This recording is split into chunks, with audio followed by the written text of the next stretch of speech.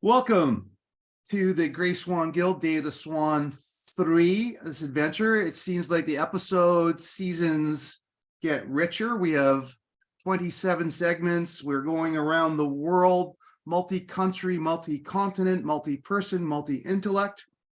This is a polymath center of excellence. That is what the Gray Swan Guild is, Sean. We attract them, we build them, we course through their feathers, we tease out their ideas, and we bring them together to focus on ideas in Day of the Swan. You know what I love calling it? I've adopted this term colloquially for people that I meet in the guild that I just spark to and kind of are all guildy. They love to dance across disciplines. I love to a person, I find people lead intriguing lives in the guild, and they just love to dance across things and go beyond the superficial. So that's what we are. I think we're going to be talking about that. I think Paula was on. She might be experiencing some tech issues, so we're playing her NASCAR team for now as we wait to get her back in here. But we have been involved in this Internet for Trust project. Rob, do you want to? I know you kind of gathered the reins with Paula early on this one. Do you want to just maybe sprinkle us with what the potential of this is and why it's something that we thought the guild should get involved with? Nope. And Rob may be frozen too. This, in a parallel world, there's only one of me left still talking after this. Is like a horror movie. I'm just going to go around and look around for a while. That's the person that always dies in the horror movie, right? So I'm bringing Paula back in.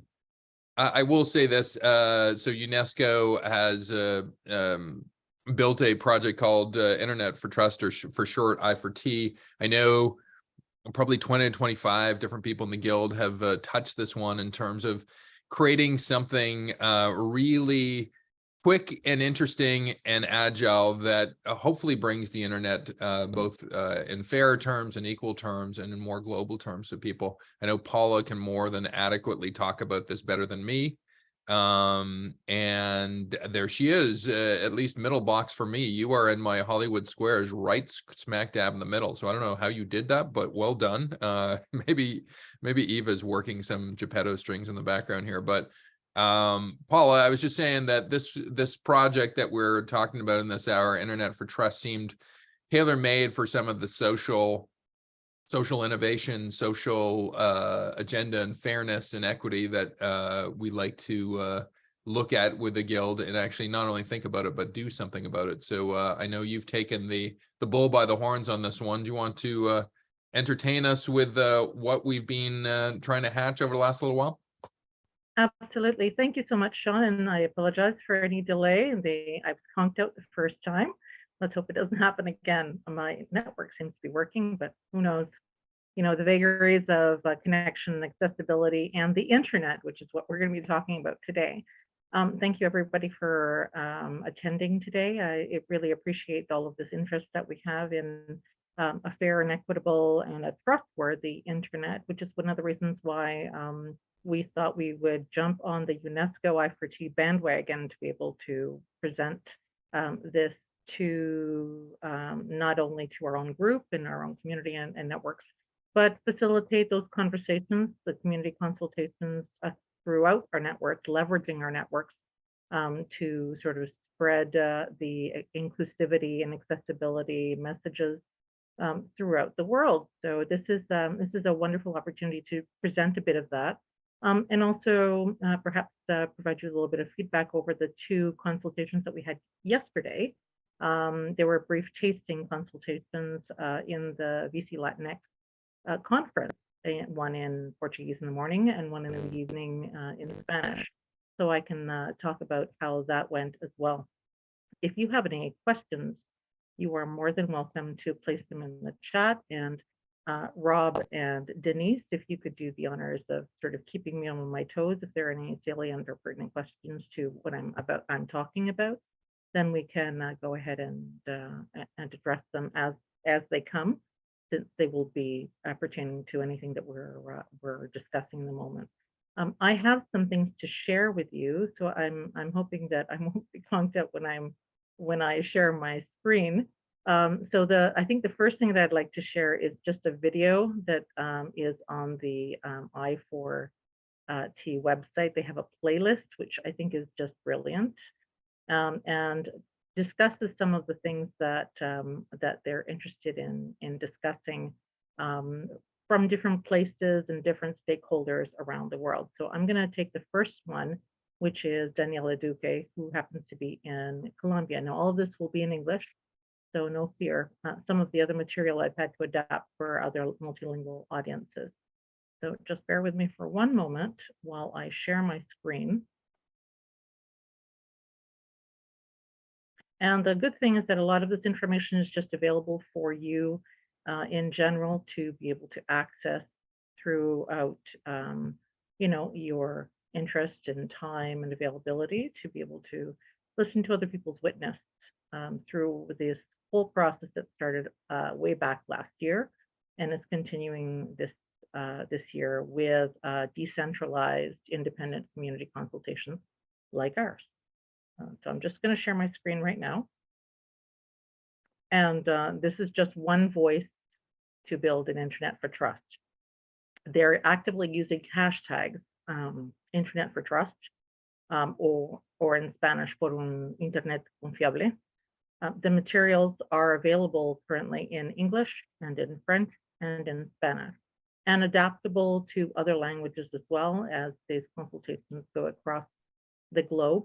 UNESCO is going to be consultation still in other regions of the world, including in MENA and in Pacific Islands and in Africa, as well as at specific and important conferences like RightsCon, the conference, International Conference on Human Rights. And at the same time that this is happening, this will be happening between now and the end of June, specifically the 27th of June. At the same time, UNESCO has invited into the mix all sorts of organizations like ours to participate in hosting these types of same events, discussing different questions they'd like to pose to inform a final draft that they have, which is the third draft, and then on to the last one, which will be presented at the end of the year. So just to get started on at least hearing a witness voice, this is also one of the techniques that's used during the Internet for Trust process. So I'm just going to start off with this because it's a lovely, lovely witness to why they're doing this. My name is Daniela Duque. I run a project in Colombia to promote media and information literacy with the organization Movilizatorio.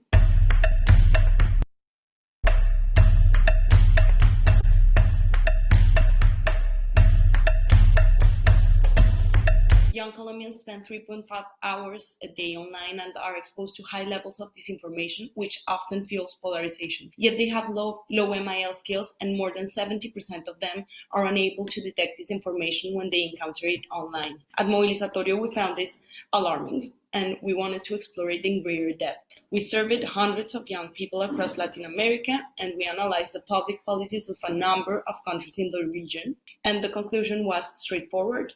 Practically no training was provided in media and information literacy through formal education, while digital platforms weren't taking significant actions to support MIL skills online. To tackle this, we developed a media education curriculum and we trained thousands of teachers.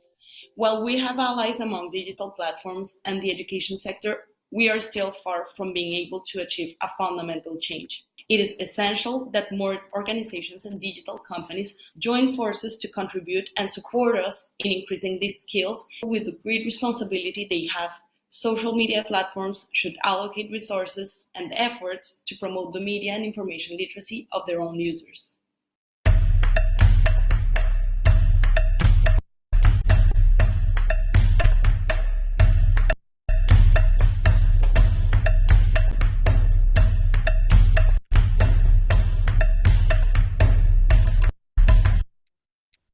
Okay. So as you can see, there's a whole lot of voices that we can listen to build this Internet for Trust. And today we're just going to look at some of the things, some of the considerations that are involved, and what exactly, or what do we mean when we're looking at an Internet for Trust. So to begin with, I'm just going to go to their webpage, and so that you understand where you can find this information for yourself. As you can see, it's available in English and in French and in Spanish. Essentially the process as has happened up until now is outlined in the guidelines and the consultation process. And there's more information available here, but on the main page, you'll be able to get a really great idea about how many people have participated in this process from last year up until now and continuing on. I'll be looking at a timeline later on. If you get a chance to listen to Maria Ressa's video, it's really great. So Maria Ressa is the Filipino and also Nobel laureate for peace, and she's a really great example of how an internet for trust is so crucial to ensuring media accuracy and reliability, and to forestall any sort of governmental control over independent, internet resources. As we look to the same types of guidelines, which is what's the purpose of this guideline doc that UNESCO is proposing, and that we are helping to have people inform the document. So later on, maybe we'll get back to some of these videos. But for now, what I'd like to do is just share a brief PowerPoint that I put together about this. So just a brief moment. I'm going to close that out.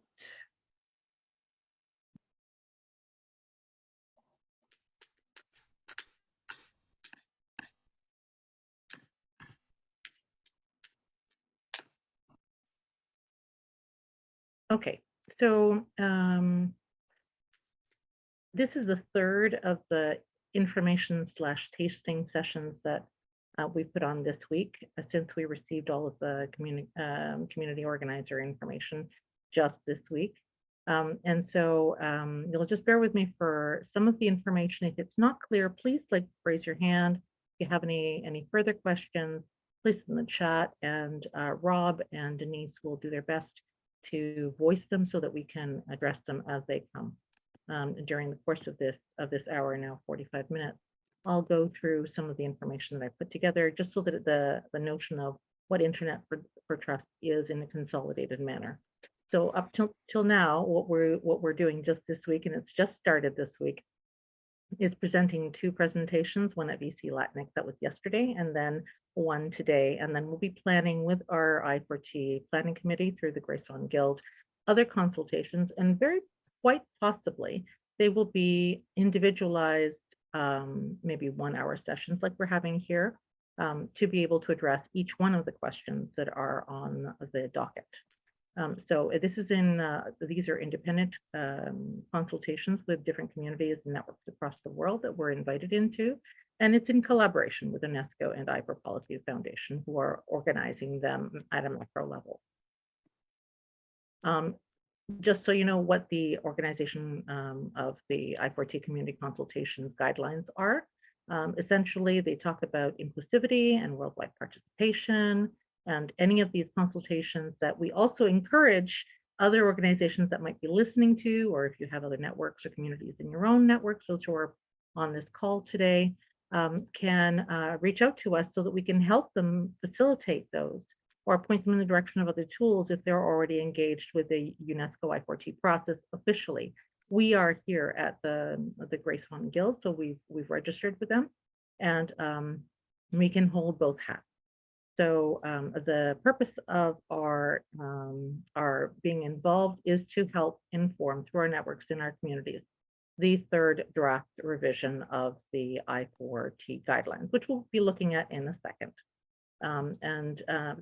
If any of you are interested, some of these documents, some of the considerations that we're looking for are mapped out into a nice little graphic. Was there a question? I heard someone say something. No? Okay.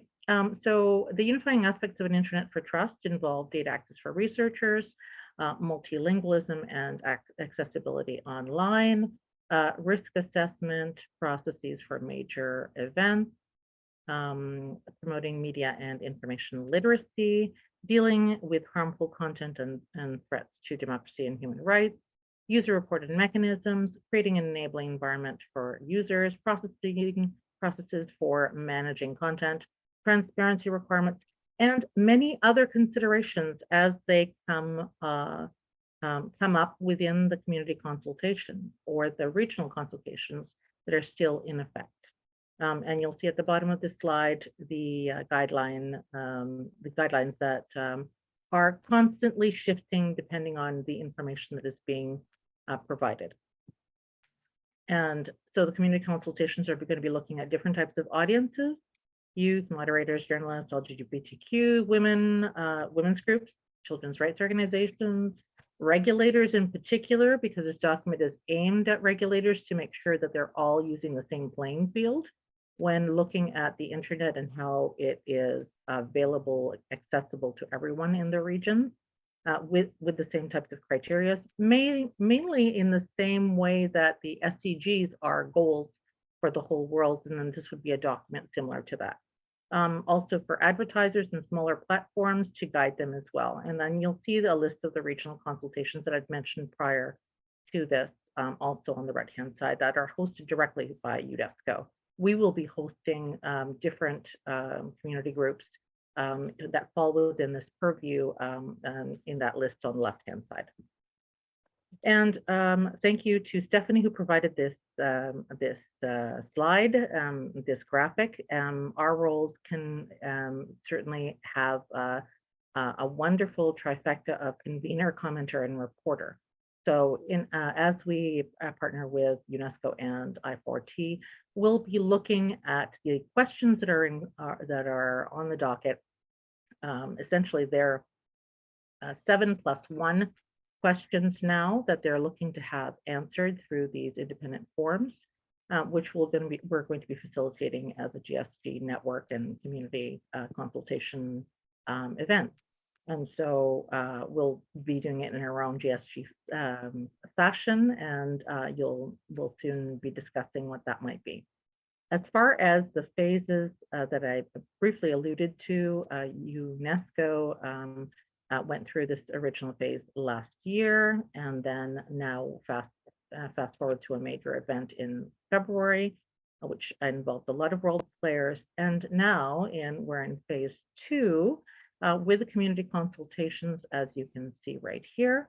And the third draft public consultation ends on the 27th of June to consolidate further all of the findings into a final document that will be then between September and December. There will be a final presentation of these guidelines.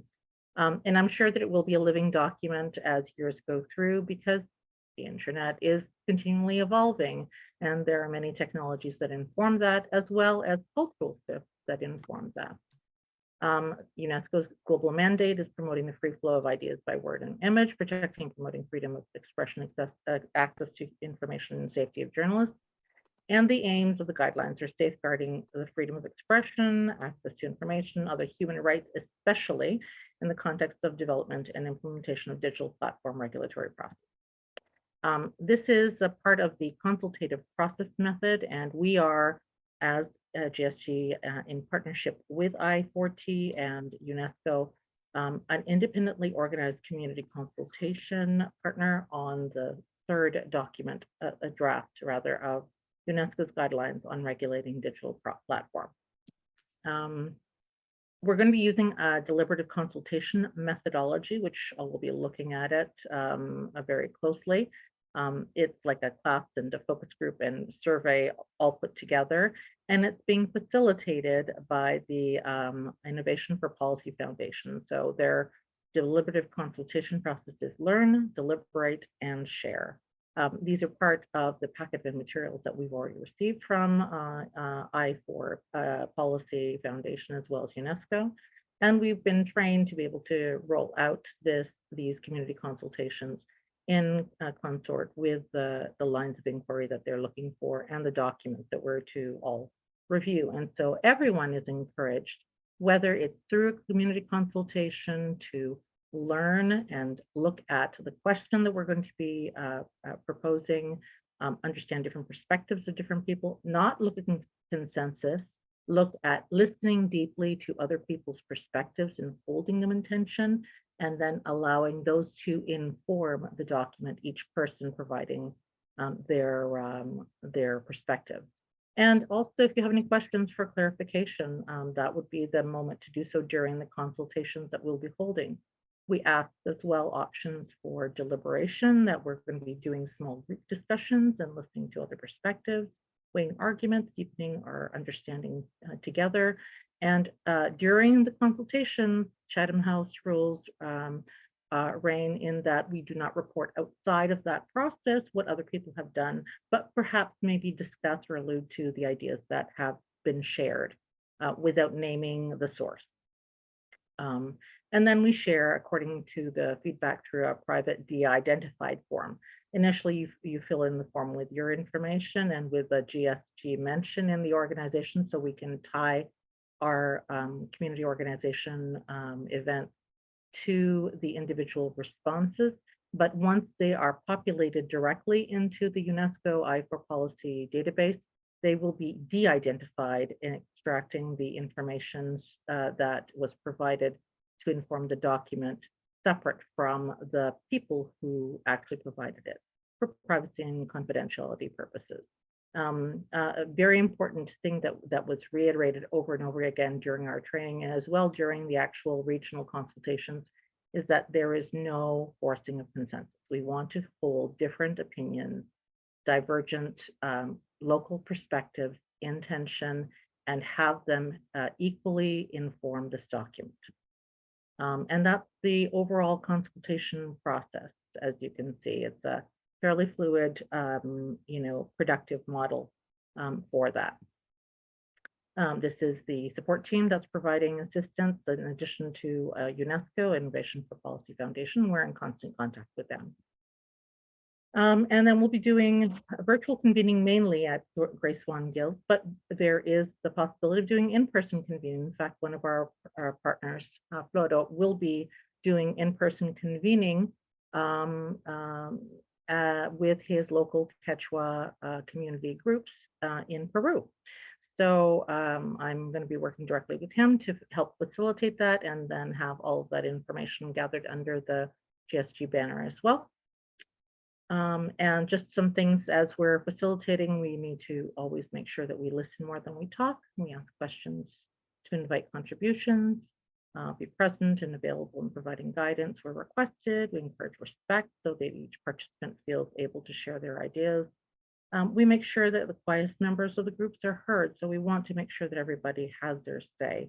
If they're participating and they've chosen to be there, we want to hear from everyone. So it's highly interactive, this process. We want to be sensitive to emotions that might arise when talking about hopes and fears. And it's okay for participants to disagree. In fact, it's encouraged for people to have differing opinions and respectfully state those opinions and respectfully listen to those opinions. And we will be closing each activity by summing up some of the exchanges. Again, not naming names, but the ideas that arose. We're also asked to be flexible and ready to adapt the sessions as necessary, as I'm doing here. And where we also are asked to be aware of our own biases, like related to the topics at hand. And there are different topics based on the questions on the docket, as I mentioned. Having fun is also an important piece. So having this sense of humor will make things run more smoothly. Up until now, I don't know if there are any questions. If so, please just, say Paula, and I will stop and answer any questions thus far. So Denise and Rob, feel free to intervene if you think.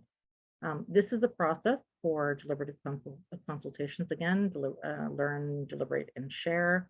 And using the Chatham House rules, goal is not consensus, leading, facilitating are not nouns, they're verbs, which means that they encourage every single one of the members to be leaders and facilitators. So in the small groups that we'll be having around each question, each person is encouraged to encourage others to speak up and to have their say and to help facilitate the small group process in addition to the larger group process. So they're, really all in it together in the consultative and inclusive and equitable process that is on that we're trying to follow. Paula? Yep. I'm just watching the chat. Killian's got some comments, and can you go and help us think about not achieving consensus? Because I know that a lot of mechanisms, when you say the word regulation, you think about, oh yeah, we're going to get a rule or a set of rules. But I like to frame in what your thoughts, your brilliant mind, on what not achieving consensus means. Okay. So is that related to Killian's question, or Yeah. It's a broader way of looking at it and then creating a bucket where we all can share space. Okay. Do you want to clarify, Killian, what your specific ask is, so that I can give you a perspective based on the training that we received? That wasn't my question at all. Actually, I'm not sure what's going on there. I Okay. made some observations, didn't ask any questions. So, Okay. yeah. Do you want to make the observations now? It's really simple. It's the very first thought I had when this started. Well, I put in the chat. It reminds me of the scene in Jurassic Park where, the professor goes, "Whoa, I don't think you understand what you're doing here." I can't remember the quote. All of you probably could, but I can't remember things like that. This is what this reminds me of. It's simply not an achievable goal, and so the question becomes, why are we trying? That's my so I don't have a question. I have I'm like, well, why are they doing this? Okay. Well, it is a question. anyway. So I'm going to do my best. Well, to it wasn't really, but anyway, go ahead. It's I can understand your hesitation, because it seems like a really daunting task. And I think that's one of the reasons why UNESCO has chosen the option of starting early, having a timeline for this process that is more than a year old, and that gathers participant perspectives from across the globe according to their individual local realities, and having those inform the various versions of the document.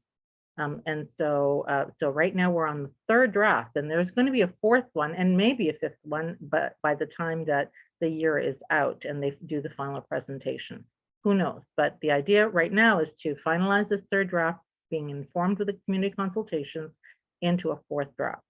And the reason why they're doing this is because they see this global concern about the disinformation, misinformation tendencies around the world, the acceleration of different types of technologies that are informing how the internet is being used, whether directly, intentionally, or unintentionally. Like, for example, when you use your Fitbit to be able to gather sensor data, you may be intentionally connecting once to the platform that's going to continually give feedback, that information through the internet back to you. But you're not always thinking of that. That's not always top of mind. And so a lot of people use the internet or as a medium for putting out data and then collecting back data, and don't really think about some of the ramifications of that. And so gathering all of these perspectives and all of the considerations in terms of how the internet is used and deployed and enjoyed, or how people have access or don't have access. Yesterday, for example, we were talking about how a lot of people in Latin America, Florida specifically talked about this community, do not have access on a regular and reliable basis. And so when we talk about internet and we use it as a vehicle for social connection and not just through social platforms, then what's important to keep in mind is that the internet's not going to go away. It might morph into a different version like Web3, who knows, or some other form. But the idea of this global connectivity is a goal across the board to achieve equity, and also to uphold and support the achievement of the global goals, the sustainable development goals, and any other global goals going forward. that are being proposed as a planet, and also help us deal with things like climate change. So internet in itself is a means by which we're able to manage many different things and are able to interact with different people around the world. And so I think it's a laudable one to try to do this. Is it like, going to be perfect? Probably not. But we're optimists, I think, in the Gray Swan Guild, and we try to, jump on the bandwagon of interesting and novel and equitable types of ideas that will help elevate our human experience in the world and, do some good. So they follow our values. So I think that's the reason why we're actually doing this. Can I just ask, is there any other related questions to this, or can we hold? Yeah, I could follow this. I'm interested. John, please first, and then Ricardo, and then over to Killian. Yeah, and Killian, I know you're trying to respond to yourself. Be respectful to that. So I'm going to be a little bit different, but for those that have already, I see a lot of familiar faces. There won't be too many surprises with that. Killian, I agree with you. I think this is literally an impossible task, and as you would call it, the genie's already out of the bottle. That doesn't mean that one should attempt an impossible task. And I'm going to come at it from a different standpoint, or a little bit of a different standpoint. And you can take whatever page you want. Think Triopticon or Entangled Trios from Cynefin or anything else. Think cultural ethnography. The idea of capturing stories and beginning to understand we'll call it ignorance or misinformation, or just having the narrative being captured, which this project would do regardless of the regulatory product that comes out at the end of it. It captures stories in a dynamic moment in time. And I think the value of capturing the qualitative inquiry is huge, because from those stories, we begin to understand what we didn't know. And from those stories, we begin to, but again, we're always playing catch up, and we were playing catch up 10 years ago. And that's just the reality of it. We're just seeing the acceleration now. So I think one of the values of the project, regardless of its stated goal, and goals in complexity will change over time if we listen to the stories. I think it's one of the few projects that are actually capturing stories. So that, again, from a story capture, or we'll call it cultural ethnography or narrative qualitative structure, I think it is a very interesting project. So my 2 cents. Thank you, John. Ricardo? Hi, thanks. Just 2 quick comments. Number 1 is that the consultation is not for consensus, it is for hearing different stories. And we had an example of that when Paula, myself, and others met up with the UNESCO people, and we raised the issue of language. So materials for this consultation, which are in English, Spanish, and French. How about other languages? Brazil alone has, there are 210 million people there, and the material is not available in Portuguese, Brazilian Portuguese. Now, number 2, this is an international problem. The issue of the internet is an international problem. As a Brazilian living in the UK, I followed, this is a topical discussion in Brazil, where the government is discussing a new law, a new act, to try and regulate, or to try and make the internet a safe space, just like a library where you can go and read accurate, reliable information, or a public park, a public space where you can go and meet people without being threatened or harassed. We do need some sort of regulation, and each country is taking a different perspective. Europe, and I'll finish on this, Europe has approved the Digital Services Act, TSA, for the whole of the European Union. The European Union has approved that. Brazil is using this act as a source of inspiration for its own legislation, which is going through Congress now. So what UNESCO is doing is not producing law, it's producing guidelines, flexible enough so that it can it can attract as many supporters as possible. So that's my that's what I wanted to say. Thank you. Thank you, Ricardo. Killian, please, and then Chuck, and then we'll give it back to Paula because we've got a lot of things to cover here. But Killian, please, and then Chuck. Thank you. Hi, thanks. Yeah, so the issue here is as was said by me and also by the other gentleman, it's impossible. That's the problem. So, and I have no issue at all with any of the concerns anyone has stated, any of the processes you've talked about. That's all fine, great. But we tend to spend a hell of a lot of time throughout society doing things at the secondary, tertiary, quaternary, and above level because we didn't get the first principles level right in the first place. And that's kind of what this is doing. The first principle is this is not possible. So then you should go to, okay, then what is possible and what can we do to maximize that? That would be my thinking. And so if it was in my ideal world, this whole process would take a pause and go, okay, let's acknowledge this isn't possible. And let's do some serious talking about what is possible and really maximize that. Like we know we have VPNs. I'm on Clubhouse. Clubhouse was absolutely exclusive for a long time. That's one way to go about this, right? So we can create communities that are safe. I don't think you can create an internet that's safe. And that would be my only thing is I think sometimes from a permaculture perspective, for example, sometimes it's best to just stop, rejigger, get down to the first principles level and restart. This might be one of those times. You'll maybe end up there anyway, but some time might be saved if that happens, and money and effort and everything else. Maybe not though. I don't know. Maybe you're going to get there. Maybe this is how you do that. I don't know. Those are just my thoughts. Well, we Okay, definitely I'm want just going to you. quickly respond. So Killian, all of those thoughts are really great. And you are encouraged to fill in the forms that UNESCO is putting out there so that you can inform this process, because that's the whole point. You don't have to agree with the process. You don't have to agree even with what other people are saying about the specific questions. But there is a form that talks about what are we missing? What other considerations do we have to consider?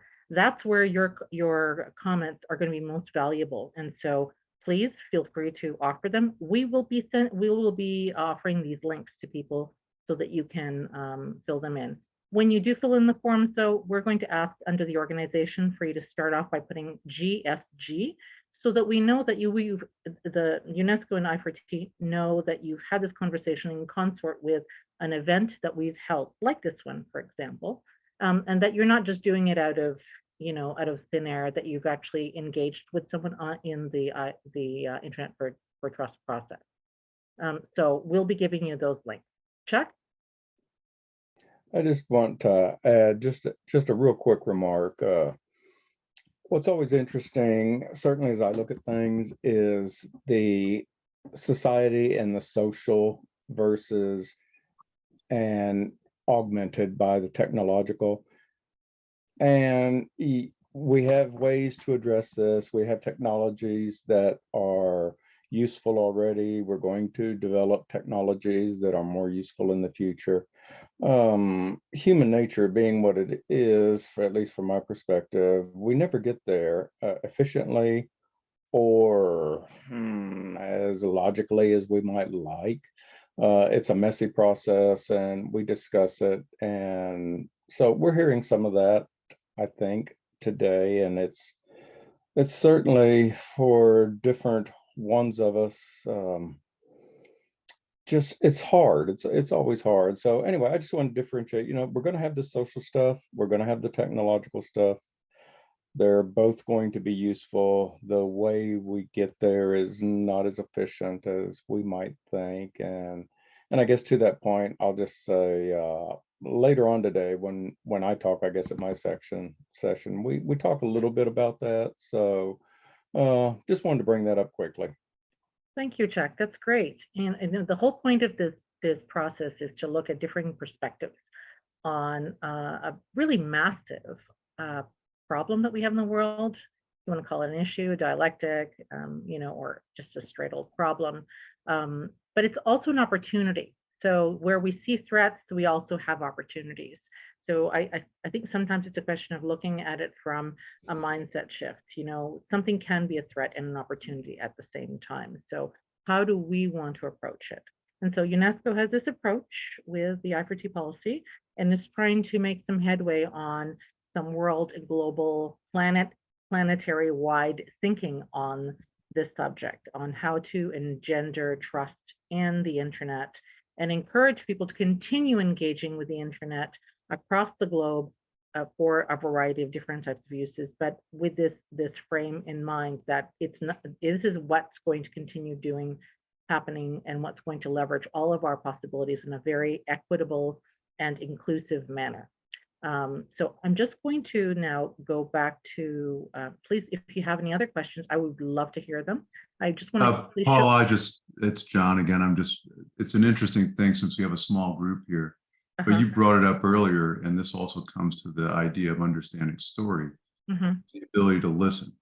We have a tendency when we hear something that's uncomfortable to us, without even realizing sometimes, to become defensive. And an interesting thing is for the next whatever many hours remain in the day of the Swan, if you want to try an interesting experiment when this session closes, take a look at the chat, reflect to yourself what you thought you heard, and then take a look at what actually was said. Because I'm going to almost guarantee it probably ain't the same. So why not now start practicing listening? But again, just a thought. Absolutely. And so with that thought, it comes a very short video with different ideas regarding common ground. Without facts, you can't have truth. Without truth, you can't have trust. Without these three, we have no democracy. Information disruption is by definition a global problem. And what I did was try to hack their own system. I used the same keywords to get recommended into the extremists. Why should digital platforms allow that kind of speech on their platforms? Our observation was that there's algorithmic amplification of center-right content. But we shouldn't also take into account the responsibility of influencers and content creators. A child somewhere is going to end up committing suicide because of the content that they have just consumed. I think if you move through the world being objectified or having been harassed in real life situations, you sit at the table with a very different set of priorities. We need rules for platforms, but we also need better rules for politicians, for presidents, for judges, for parliamentarians, for journalists, for citizens. It's collective data, but how do you drive that collective benefit? Then my view is that the guidelines need to be very clear that they are modeling a human rights approach. There is more safety regulations for a refrigerator or a toaster in your kitchen than safety regulations for platforms that touch billions of people. When we talk about regulation here, we're thinking of standards. But there are many governments who are thinking of regulation in terms of control. Now, how do we bring that into this conversation? Who pays the cost and how much does it cost to society and to democracy? Technology and the internet that should be open to all, accessible by all. Our concern here is to protect and reinforce freedom of expression, not to weaken it. One thing you can take away from these 2 days is that the stakes are incredibly high. So our reflections must take place also at this scale, the right scale, the global scale, based upon common principles.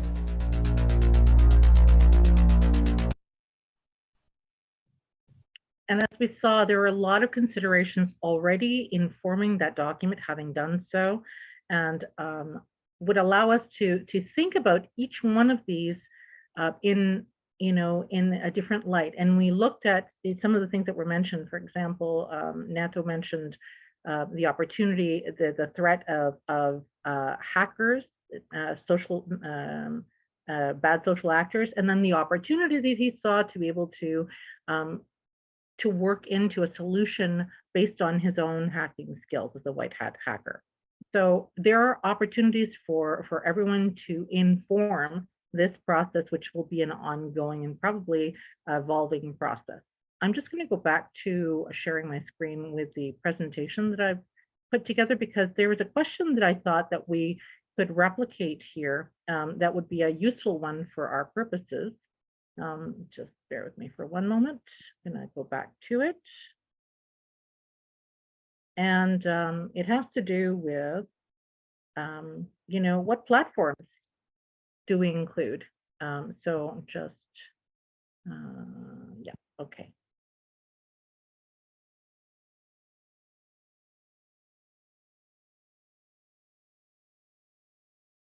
So as we're safeguarding the freedom of expression and access to information, the third draft is set up now for commentary across the globe in these community conversations to be able to look at the different aspects of it. So before coming to the community consultations, people are highly encouraged to read the document in its entirety. It's not that long, it's only 33 pages.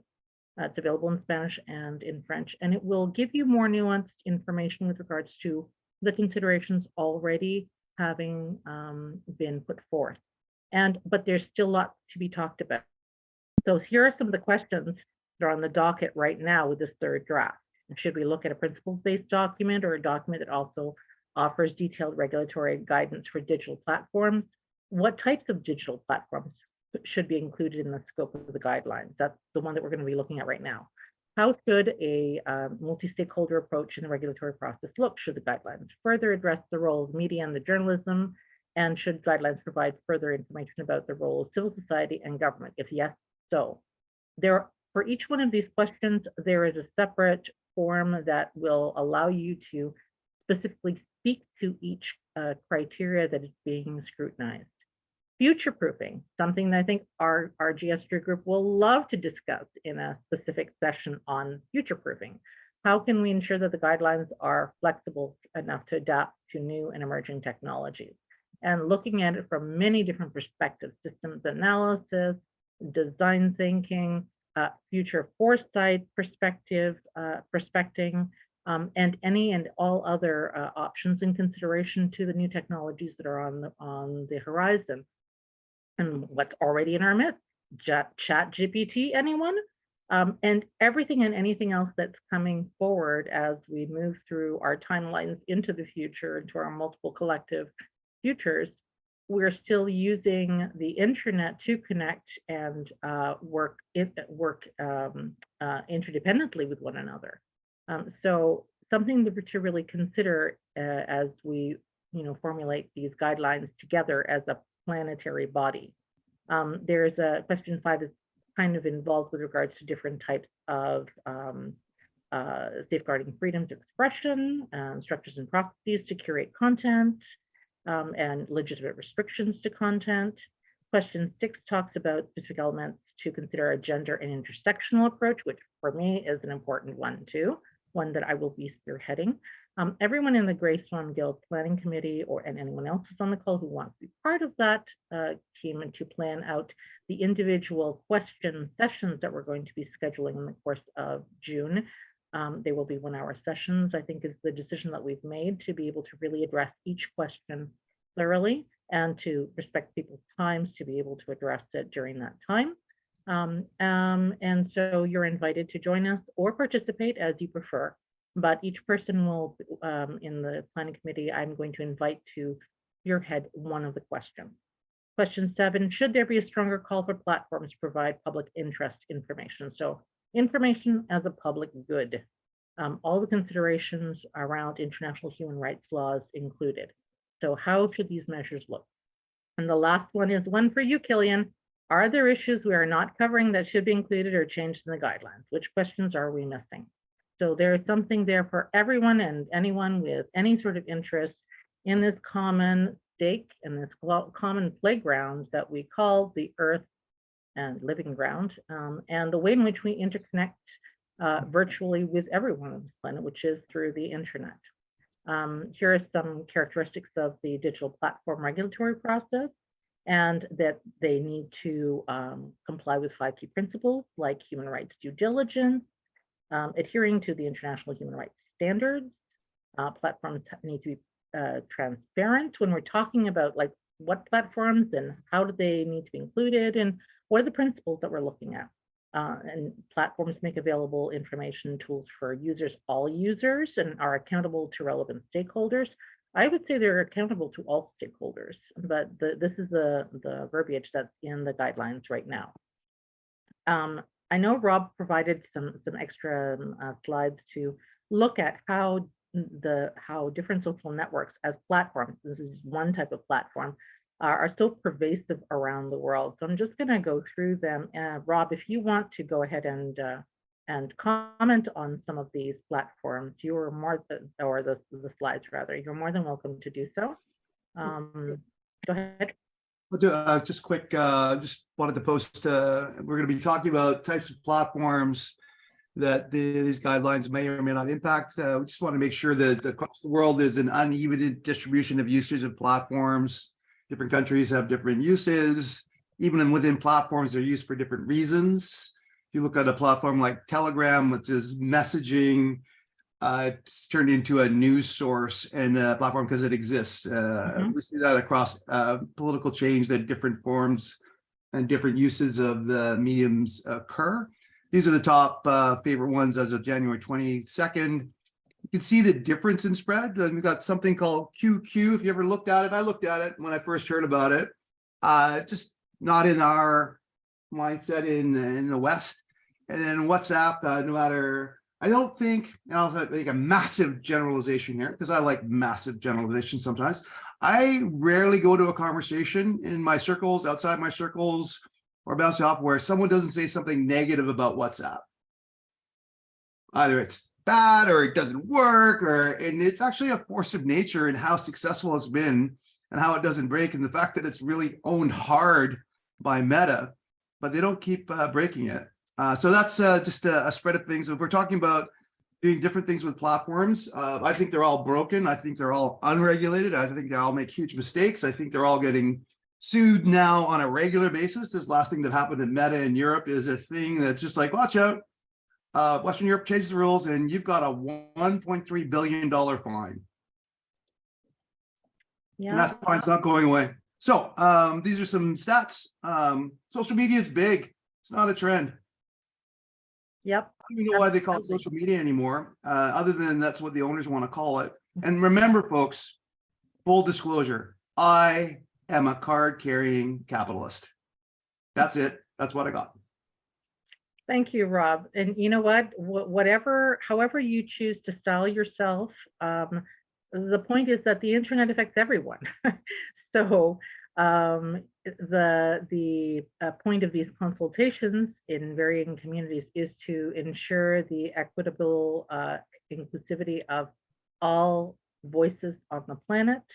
Anyone who wants to be involved in providing their opinion can be rest assured that the information will be desegregated from their personal data, because the idea of your participating in any of these community consultations or helping to organize them would be to then ensure that there is equal distribution or more equitable distribution, not perfect distribution, but more equitable distribution, the opportunity for inclusion for anyone who wants to provide their opinion. So one of the questions which I thought we might look at, and the unfortunate thing is that we don't really have a lot of time right now within the scope of this 1 hour session. We'll be looking at specifically within the method, the deliberative method that was provided by I4T policy, is what types of digital platforms should be included in the scope of the guidelines. Here is the form. I'm going to encourage you to go ahead and let's just go back out of there. I'm going to stop the share. And I'm going to actually put the link in the chat in case you want to read the document in the intervening time, and then provide your comments based on having prior read the version 3 of the guidelines that are available for scrutiny right now.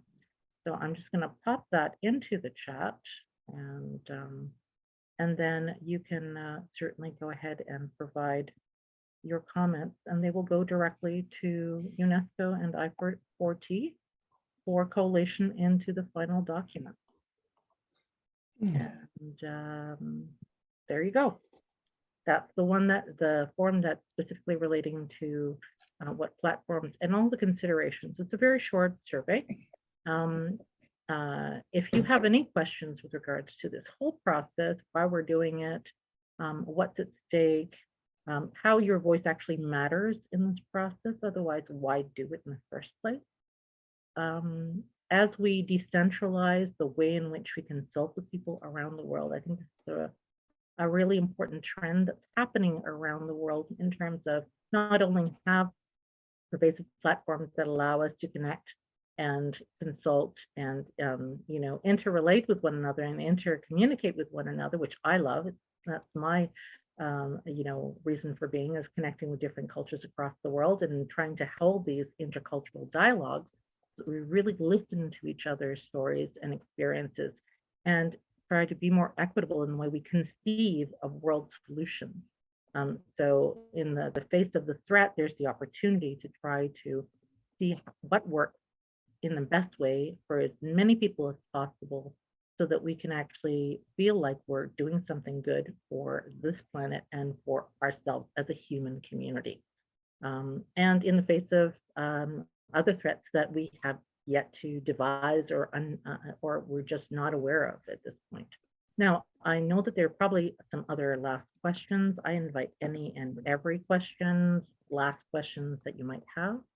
And Rob will be the moderator in terms of when we need to cut. We will ask questions at your next session, Paula, because we finished on time at the Guild. Okay. I know we did some question and answer in the middle, so we did serve the community in having an open table discussion, which is really, I think, fruitful in the idea of talking about what non-consensus is. Yes. But thank you so much for your putting this together and leading the charge, Paula. You are involved with VC Latinx and presenting with Ricardo. Thank you too. Really great job. This is going to be a continued effort. We're going to have another event tied into 1000-day radar for this because we think it's important as a group.